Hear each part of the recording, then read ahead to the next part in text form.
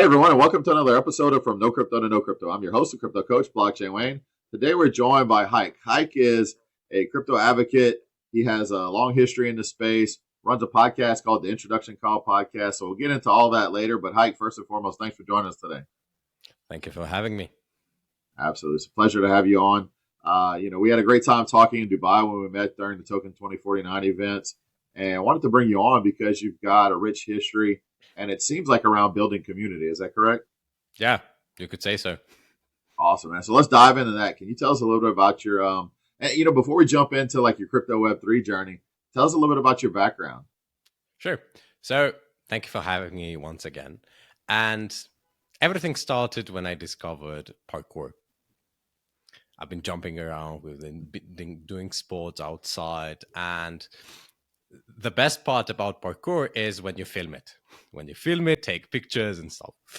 And that's when I discovered photography, video creation, video editing.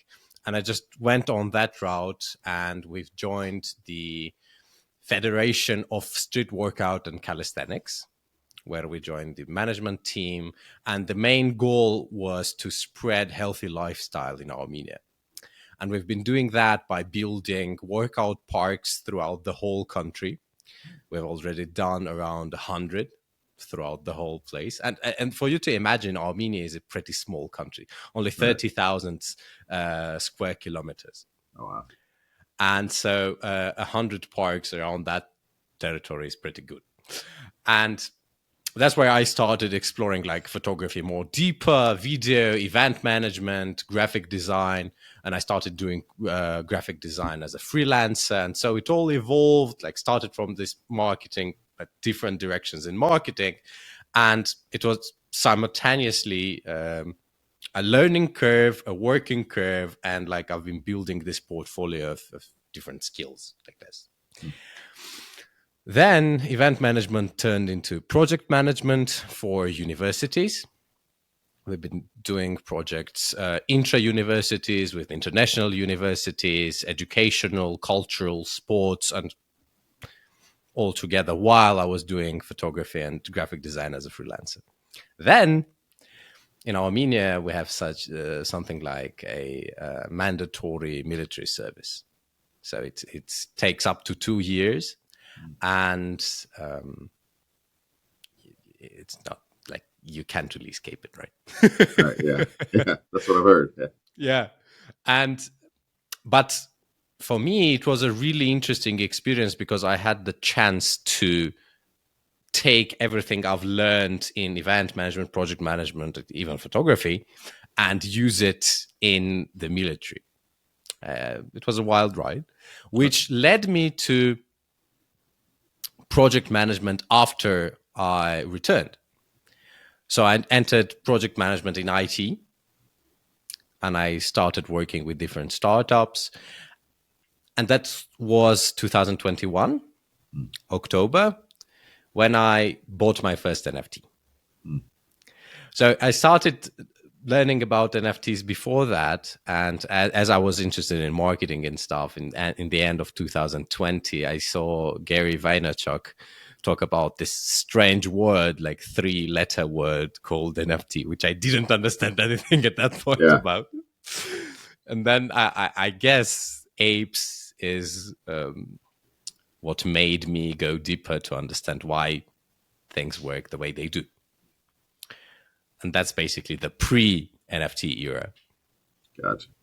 Yeah, good stuff. Yeah, I mean, I to this day still think, and we'll talk more about it when we dive into NFTs more, but I think NFTs are going to be a huge marketing tool. I mean, people think they're going to be collector's items, and they could be in some instances, but I think a lot of them are going to be utilized as marketing tools. Just when it comes to the utility of what we're going to see in the future. To me, when you think about it, right, NFT is basically a product in the digital world. If you think about crypto as money in the digital world, NFTs are products in digital world, the same products as we have in the physical one. Yeah. And when you look at it from that perspective, there are a ton of use cases that come about, and marketing is definitely one of those. loyalty programs and activations like that, engagement opportunities as well. Art. I mean, I became a skeptic recently with NFTs, but I've been listening to Raoul Paul recently, pretty intensely, Yeah. and his position on it and the position of Punk 6295 or 6925. What was it? I always Yeah. I don't forget. remember. Yeah. Yeah. I mean, their initiative, 6925, yeah. Their initiative with the online museum and the meme cards and stuff. I've been diving deeper into that, and really, art seems to be a bigger use case than we think of at this point. Because when you buy a home in Web 2, right? When people with high wealth, high net worth, buy houses, they have art pieces inside that houses that are worth more than the house itself. Yeah. Absolutely. So, like, if you watch the demographics of the people that are using Web3 and crypto today, it's the younger generation which values digital experiences and digital stuff more than the physical one. So maybe that's where we're headed. I don't know. What do you think?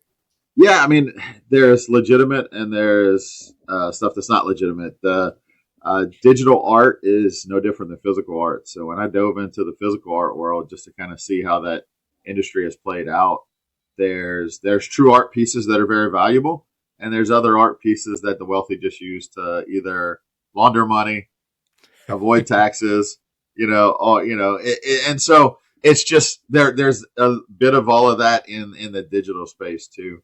I think really, I mean, we live in a physical world, we interact a lot in the digital world, so I think a lot of the physical to digital combos is what we'll see as well. Like if I buy a physical piece of art, I should get the digital collectible that goes along with it too. That is like its digital twin that I could utilize, either put on a screen somewhere, and I think, and it could also double as almost like a certificate of authenticity to say that if you have the painting but you don't have the NFT, it's probably a fake, right? Because you don't have that digital certificate that's timestamped to say this was created on this date at this time by this person. And so that's kind of how I see when it comes to art, at least. That's what we'll see more. The thing here is, I mean, with NFTs and with collecting digital counterparts or digital certificates of authenticity that prove that if the painting is authentic or not. From what I understood after all these years working with the first physical NFT stores in the world, right? The only audience that values owning something digital are gamers. Generally. Yeah, like yeah. 90%. Yeah. Because they know what it means to spend time on the internet in a digital world, which does not exist actually. Spend time, earn some gear, earn some experience, own something there, get it stolen, hacked, and stuff. And so they are the ones that imagine it perfectly well, and they are a very good target audience. There are also collectors as well that maybe, but their percentage is very small. I don't know, in my experience. Yeah. Yeah, definitely. I mean, I can see that because they spend all this money in these games and it's not anything that they even truly own. That's kind of why I keep saying, I mean, I think two industries that'll drive this space forward are gaming and music. That's what I've been saying for a while now. I personally, like, I missed out on I think through my interactions, I missed out on when NFTs, like when you were getting into NFTs, I saw the apes and others come out and kind of dismissed them, and mainly because I bought my first NFT in December of 2017. Okay, it's a Generation One Crypto Kitty. I don't know if you've heard the story. I was like, yeah, Crypto Kitty. So it was those, and man, I had some fun with them. I bought a few. I was breeding them because you could actually breed them, take two and create a new one, mint a new one. And so I was doing that, and mainly because my background is I collected sports cards as a kid, so Yeah. physical collectibles, and I understood the problems, like when that card had a bent corner or an imperfection in it, and it lost its value. And I'm like, man, digital solves that problem, and you can do the same thing in the digital space and carry it a lot easier on a phone rather than a booklet that I had that you'd flip through to look at cards. But yeah, so when Apes came around and I saw it launching, I was like, oh, that's just going to be like those kitty things. But I'm And surprised you didn't pick one at least. oh, I know, I was in that spot where I was just because I had so much hope for that, and not just that, but what would come. And then we had that lull period where it just 2018 there was nothing, 2019, or and it wasn't really till 2020 you started to really hear more about it again. And it's one of those what ifs. Just like the first time I heard about Bitcoin and I didn't jump in, it's the same thing. I was Yeah, like, oh man, I you win some, you lose some. But sure. Hike, let's really jump into your. So we've done up to Web3. We've talked a little bit about your Web3 experience, but tell us about that journey when you started to really work in Web3, build community, and then it became a career. Sure. So October 2021, I'm exploring NFTs. Ethereum is expensive. I decided to go into Solana. So the first NFT I bought was on Solana, actually. Yeah. And I started being active in different communities, like researching, meeting people, talking in spaces and stuff. And at some point, I realized that I would love interactions in the physical world as well. I'd love to meet people that understand what I'm talking about. Because all of my friends at that time who I talked about NFTs, you know the faces. Yeah. Absolutely. So, I had a couple of very good friends here who were actually running on top of the wave of creating NFT collections. They had the agency set up here, working with different clients outside of Armenia, like making tons of cash. and they even did the first NFT experience exhibition here in Armenia. Okay. Nice. So, but there wasn't a formed community around the topic. So I decided, okay, why not? Let's do that. And I launched a community on Facebook, started promoting it in different ways. People came, and the main focus for me was for it to be easy. So the topic is complex by itself, and main content on the topic of Web3, crypto, and NFTs was in English. And you have like people here who don't really know English as well. So I decided, okay, let me do it in Armenian. Let me be the translator and let me try to explain it in Armenian if it's possible. And it started from the community on Facebook. Then we went to events, video content, carousels, Twitter Spaces, and all the like bunch of different things you would do to educate people on the topic, right? And so that led me to receive an offer from this extended reality platform. They created a globe, a sphere outside of the Earth, programmed a sphere outside of the Earth, and split it into squares, which allowed you to use those squares as spaces to place something on top of. So the project I was working on is this tool that allowed you to put images on those squares, and a person in a random location, imagine I'm sitting here, you're sitting there, and I can put an image on top of the location you're at, and you could see it through your smartphone. So you just download an app and it's augmented reality and you could see it through your smartphone. It was pretty cool. And the idea was that if people bought those spaces, that they would be able to rent them out as advertising locations, right? Then that I was doing the community, the NFT Armenia community throughout that time as well.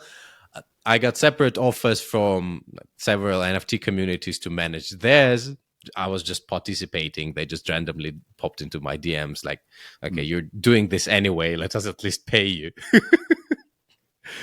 And yeah, and it was all good, like communities online, communities offline, interactions, building and stuff. But in August of 2022, it went bad. Yeah. Most of us realize that. Yeah. And all three of the projects closed. And the funny thing for me was just before it happening, I was approached by this company, the physical NFT stores company, and they were just launching their first marketplace, and they were looking for a project manager. And they saw what I've been doing in the market and stuff. And they were based in Armenia, like the HQ is in Armenia. And I rejected the offer at first because, like, I'm a freelancer. Come on. I don't want to come into your office like 9 to 5, check in, check out. You can't really move much. No, I'm good. But then the market showed. Got to do what you got to do then. Yeah, exactly.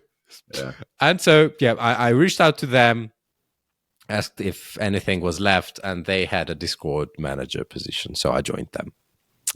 I thought, okay, yeah, this is going to be easy. I'll just lay around, create a Discord, just manage a community. It'll be a small gig while I find something interesting. But then I realized that this thing has potential because I didn't know about the physical stores at the beginning. And I joined in September, and the first physical store was opened in December of 2022. We did it in the Emirates Mall of Dubai, next to Cipriani, Chanel. And the second one was in Dubai Mall in Chinatown. The third one was in Yas Mall in Abu Dhabi. Then we did one in Venice. Then we did two in Armenia. And I started as a project manager, but I ended up leading the whole operations of this international thing that we got, with stores in different jurisdictions, with different vendors and different even currencies.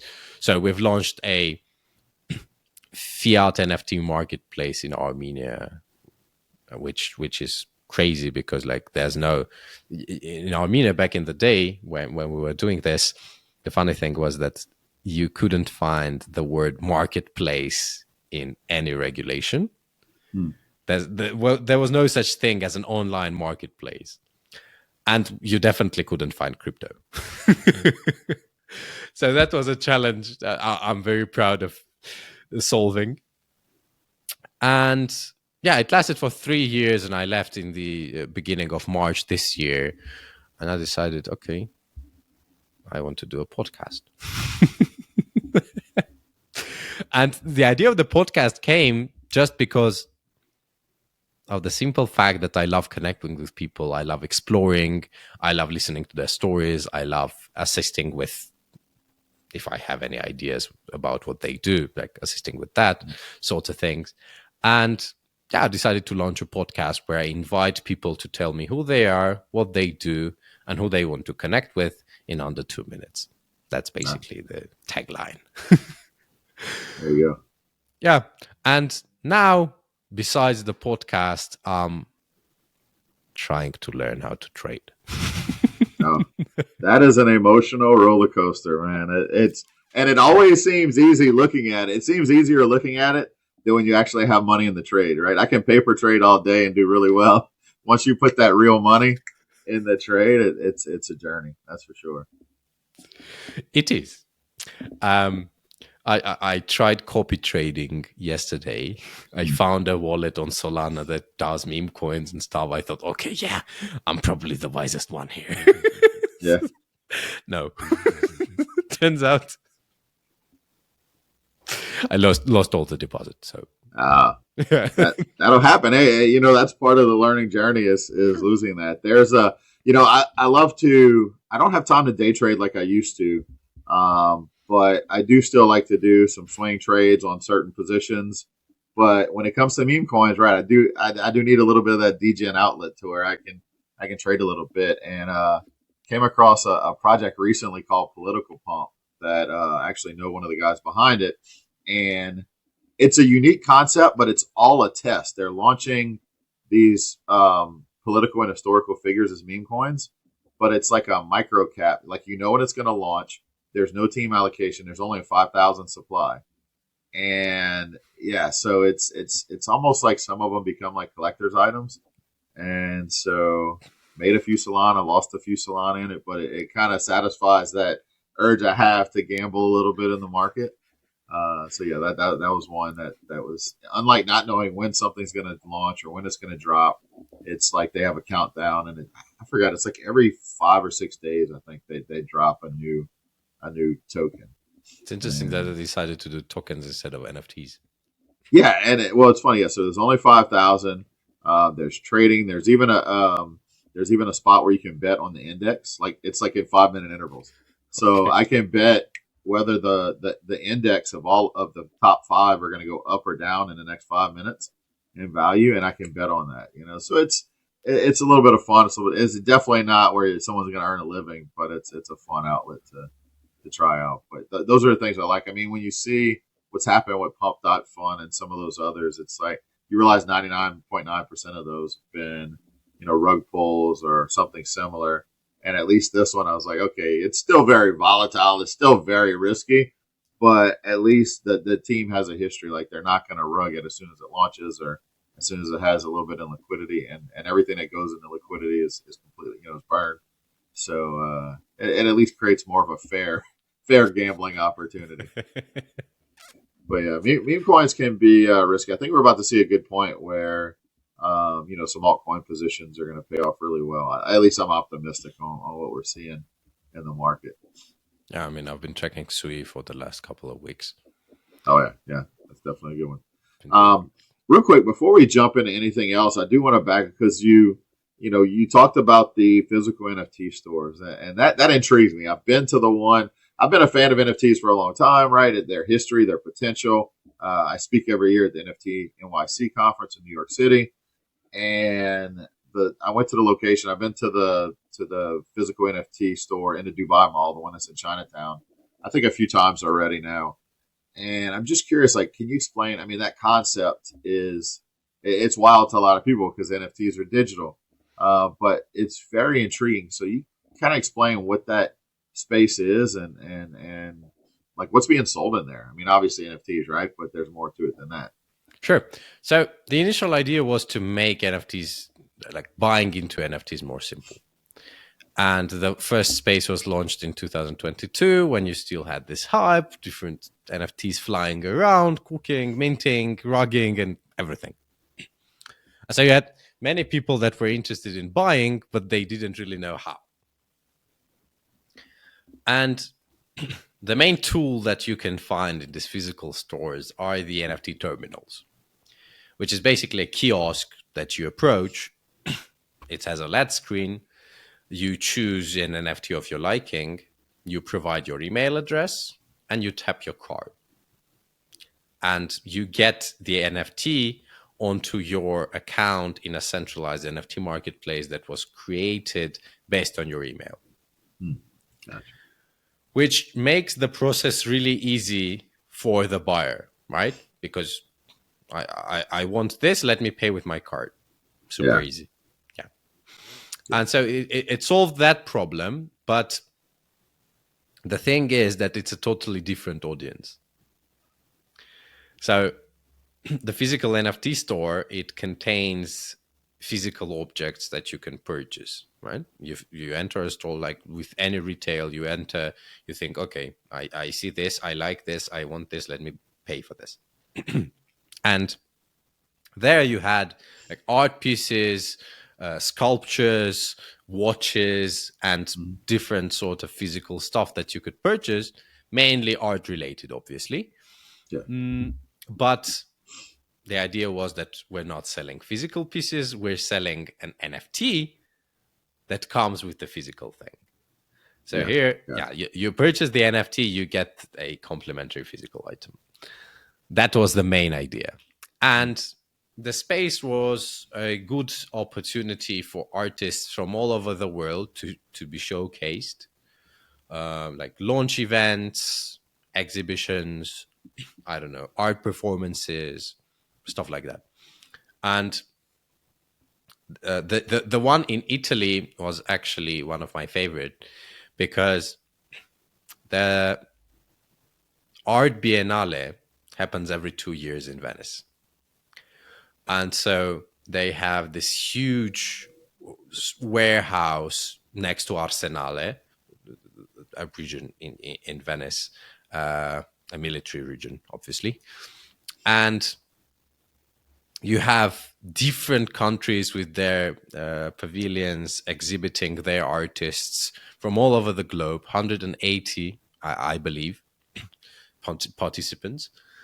And what we did is we opened a gallery for the period of Biennale. So Biennale lasts for 6 months, from April to November. And we basically created a gallery there from April to November to showcase some specific art pieces over there, which was really interesting because we had different artists flying from all over the world to Venice to create their art pieces on site. And you could literally walk into the gallery and see someone painting on a sculpture and talk to them, connect with them, and maybe you're an art critic, maybe you're just an enthusiast. So yeah, that was an interesting one in terms of concept. Yeah, definitely getting entrenched into the art world there. That's kind of, it was hard for me to wrap my head around, because when I first saw the store, I was like, a physical NFT store. But it makes sense, and it makes it super easy, because I mean, what's the opposite, right? Someone goes online and they try to set up, say that, God forbid, that they're going to pick a MetaMask wallet and have to try to set that up, and then they've got to get ETH or BNB or any other, whatever token they need to buy the NFT into that wallet, and then they've got to purchase it. So, and I think that's the way most people should be. Now, with that NFT on the centralized marketplace, is there a way to, if they wanted to send it to their own wallet, Yes. they could? Oh, perfect. Yeah. Perfect. It grants you the first step. So it's basically for people that don't know what a crypto, blockchain, wallets and stuff. Right. But then you can move it if you're able. So Yeah. Sure. Gotcha. Yeah. Yeah, definitely drive some awareness. I think. What are your thoughts on the stores? I mean, have they done okay? I mean, I know you're not there anymore. Was it mainly to drive more awareness of NFTs, or is it a profitable business right now, you think? I mean, your personal opinion? The thing with the stores is that I personally don't perceive them as NFT stores, in a way that you're selling art pieces. And art pieces, they are not as volatile as NFTs. So yeah. You can view it as a gallery, and in terms of a gallery, it performed pretty good. And besides, like being there as a gallery, one of the most important things that NFT has done is the NFT Awards. There's this event called NFT International Awards that has been conducted for 3 times already, and 2 times we're in Dubai, below Burj Khalifa, Armenia Hotel, orchestra, all these fancy things, and like awarding ceremonies, people going on stage. You know the drill. Yeah. And the third one was in Malta, on a private island, which was actually closed to visitors for the last 20 years. And even locals during that event, it was their first time visiting the island, just because there was this event which they were invited to. Wow.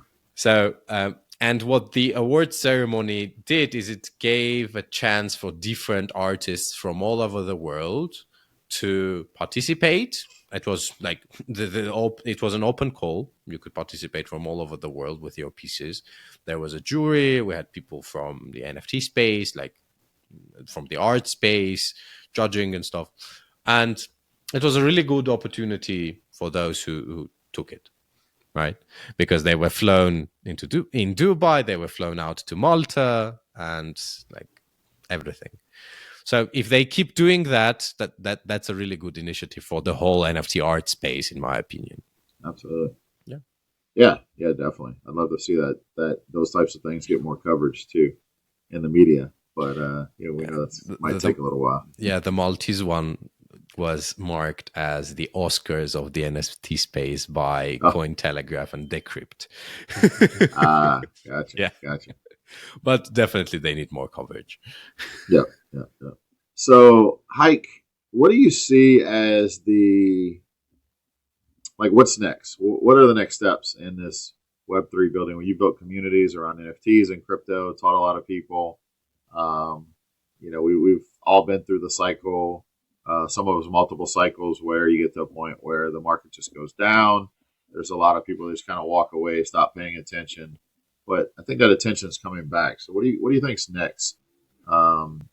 That's coming, and what should we be focusing on? Sure. So we're constantly speaking about onboarding the next billion users, right? Yeah. And I've read a tweet recently that there's not enough education out in the market for newbies and normies and stuff. But the interesting thing here is that I see a ton of courses and like different initiatives on trying to educate people. And there was this one quote from the community head of Sui who told me that the issue with crypto and Web3 education is that we're trying to educate on the tech, not the value. Yeah. And the moment when we start educating people on the value, we can have a better growth rate in a way, like in participation rate from new users. And from what I think is the whole space and the tech and the builders, we need to move towards a state of Web3 where the user doesn't really care about the tech underneath, doesn't really understand how it works, and it just does. It just works like magic. Yeah. And when we reach that state, we'll definitely have more users, which will mean more liquidity, which will mean more potential for projects to grow. But the question here is if we can solve real problems with this. Yeah. Because there's also the other side of the coin that says Web3 is solving that problems that do not exist. So it's an interesting debate for me, and I'm sometimes fighting myself over this as well, because on one hand you have Bitcoin that's decentralized, we call it decentralized and stuff, but at some point when, for example, Bitcoin runs out of mining rewards, are miners going to be willing to stay on the chain? Are they going to leave? Or if you have like two concentrated mining pools, does it make Bitcoin decentralized or not? Like you have around 32% of mining power in US already, right? So it's becoming kind of country centralized. And is it a good thing? Doesn't it really go against the principles we are thinking about and we strive for? I don't know. There's a ton of questions, and but I'm fairly optimistic. I think when you spend time in Web3 and crypto, you learn to adapt pretty fast, and you learn to manage your risks as well.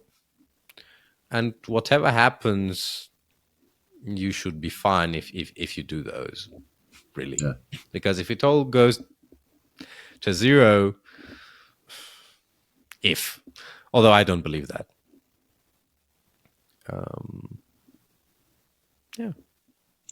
Yeah, I definitely agree with you. I don't know if I answered your question, but no, you did. I mean, you did, because it's great. I mean, that's really, that's the $1 million question. I agree. I mean, I say education is important, and it is. But that's that quote from this, SUI community you mentioned. I mean, that's spot on. People that don't care if it's blockchain or not are the same people that don't care that the banks have their money, right? We all know why. Hey, you should have 100% ownership, but some people just don't care. They don't want to worry about it. Don't want to think about it.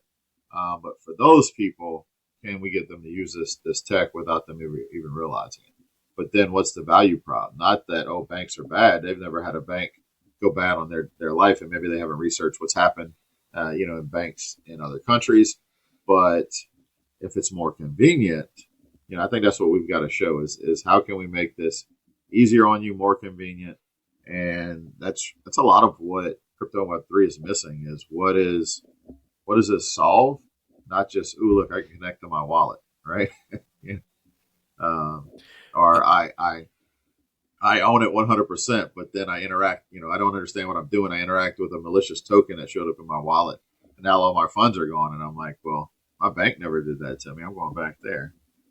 Yeah, and it all comes down to the use cases, like as you said, like one use case that I see that's a non-negotiable for me is the cross-border payments. Absolutely. That's a winner.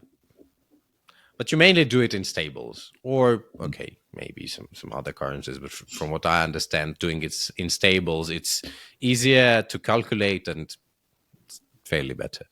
Right. But other than that, okay, I do understand the use case with RWAs as well. I don't need to fly to Dubai to buy a piece of property. I'll just do it with a token. I'll submit my documents, and please do whatever you're doing there, the RWA companies. Yeah, that's understandable too.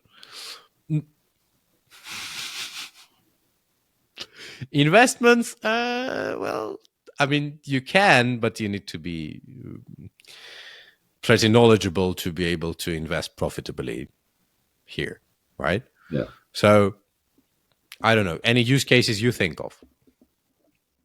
Yeah, I mean, those are them. I mean, it's obviously gaming. You mentioned gaming earlier. I see that economy being able to grow because I know a lot of gamers over the years. When I was growing up, they put a lot of money and time into games, and then if they tried to sell it, it was against the game's terms. If they tried to sell their account when they were done playing the game, and they wanted to get some kind of recoup something for it, they could get banned, or couldn't take the assets elsewhere. The music industry. Really record keeping, and we just got to make it easier. I mean, it can be so much easier than payments when you think about, like, if I want to pay someone in another country to do some, like maybe someone to do a design for me, or some kind of digital work, and I want to pay them with crypto, I shouldn't have to hop, from bank to bank. So it's kind of similar to remittances, but I can pay someone without having to do something. I tried to make a payment with my bank the other day, and it was, basically, it was initially denied. I'm trying to make a payment for a business, and it was denied. And I had to call the bank and find out what's going on. And basically, they were like, "Oh, well, we think it's fraud, so we need some more proof." And it's my money. I'm like, "Hey, I know this is legit. I'm not being scammed. I'm trying to pay this invoice, and you're not letting me." And so it can reduce a lot of friction that we see, person to person, country to country, and it's a lot easier. I mean, think about banks today. And that's what we need to highlight. Like if I make a deposit into a bank here in the U.S., or let's put it this way: if I make a withdrawal, that money is gone from my account right away. But if I make a deposit of cash into the bank, it takes them 3 to 5 business days for it to show up in my balance that it's mine, right? And so those are the things that we can solve because when you send it, it's there, right? And that's kind of what we have to highlight. Just a better ecosystem and hide the complexities from the user to where it's not like I make one mistake and I lose my funds, or that person doesn't care about decentralization. They're just like, you know what, that system worked. And so, yeah, I'm sorry, you about to say something? The point with music, I'd like to hear a little more about what you think is the use case for music. Yeah, so it includes NFTs, and it's more in terms of most musicians today are not earning a fair wage. We hear about the superstar musicians that are making millions and billions of dollars. but your average musician is working a traditional job somewhere, maybe something they don't even like doing, just so they can play music on the evenings and weekends. And they're not being able to practice and enhance their craft because most of the money goes to the big platforms. And I think about, so when I was growing up, I'd go into a store and I'd be able to buy a CD in a store, and I'd be able to buy a box set maybe that had extra inserts or stuff with it. Right? I think we need to see that in a digital world because fans have lost their connection with the musician. In Mm. today's world, the only way a musician can continue to make a living is if they do live shows and they sell merchandise. Yeah. And even when they stop, like even if I say I was a musician and I stopped touring for a while because maybe something happened, and I'm getting millions of streams on Spotify, which is, I guess one of the biggest streaming platforms. I'm only making a few $100s a month off those millions of streams because the payment is so low. So you can create equity to where a musician can have maybe 500 to 1,000 true fans,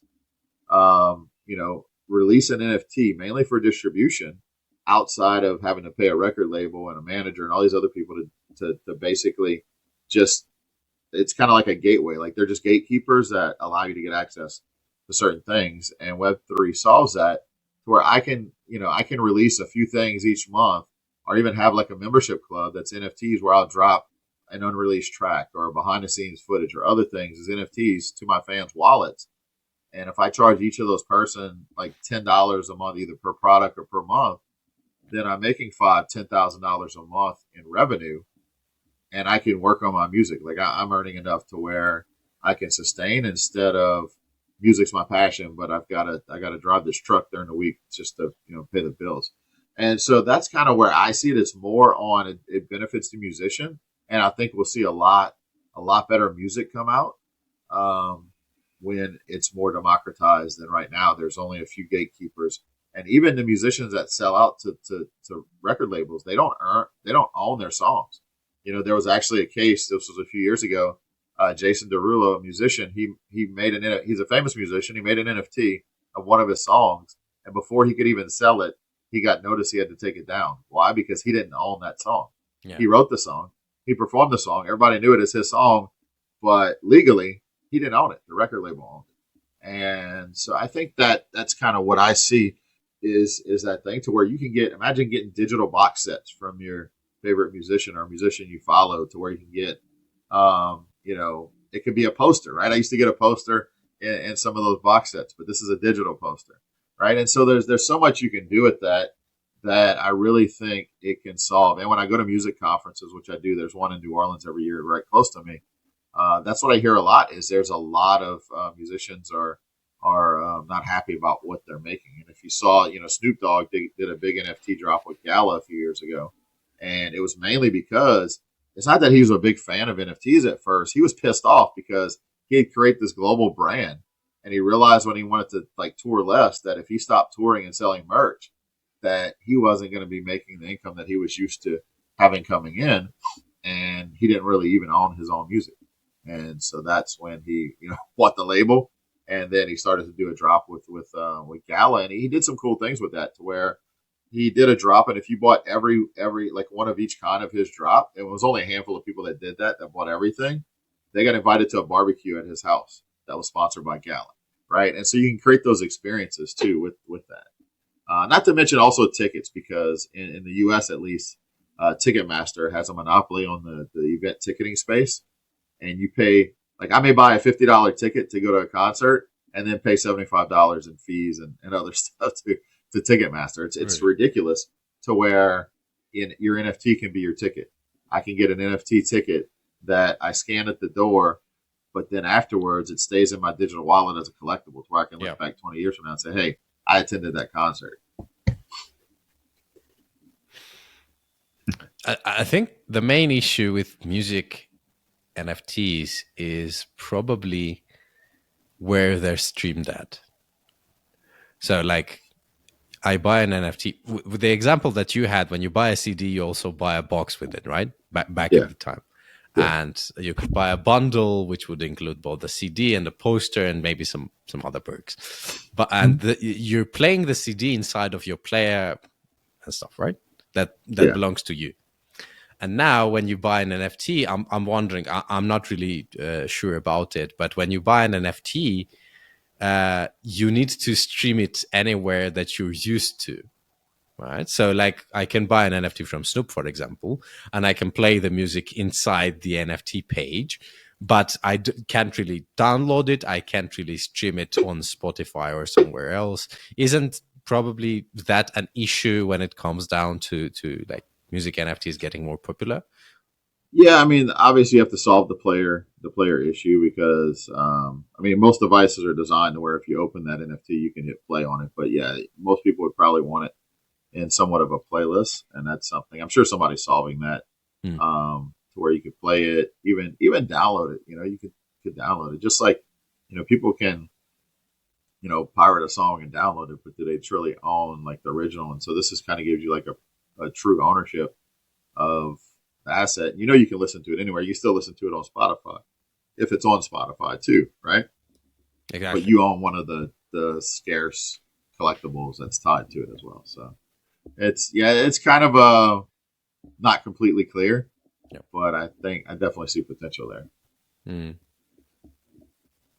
All right, Hike, man, it's been a pleasure having you on today. Definitely get time to wrap up. So I wanted to give you a chance to share with everyone where they can follow you and also your podcast and where they can find that as well. Sure, sure. Been a pleasure for me as well. Thank you for having me. It's actually my first one. Oh, perfect. They good. Yeah, thank you. And in terms of following, you can find me on all platforms at Web3 Hike, just like the name somewhere around here. Yeah, relatively easy. LinkedIn, Twitter, Instagram, wherever is comfortable. And the podcast is called The Introduction Call. And I'm happy to host any interesting professionals that have something to share and want to connect with other interesting professionals in Web3 and the tech industry. Nice. Definitely looking forward to checking out. I'm looking forward to coming on. The 2 minute part might be hard for me, but That's what I'll I'm work on waiting that. for. But yeah. So I'll get that scheduled as well. So, Ike, again, thanks for joining us today. It's been a pleasure having you on. Great talking about everything. Looking forward to seeing you at another event soon, hopefully in the future. And really, that's it. Thanks everyone for listening, and we will catch you next episode. Take care, everyone. Thank you. Bye bye.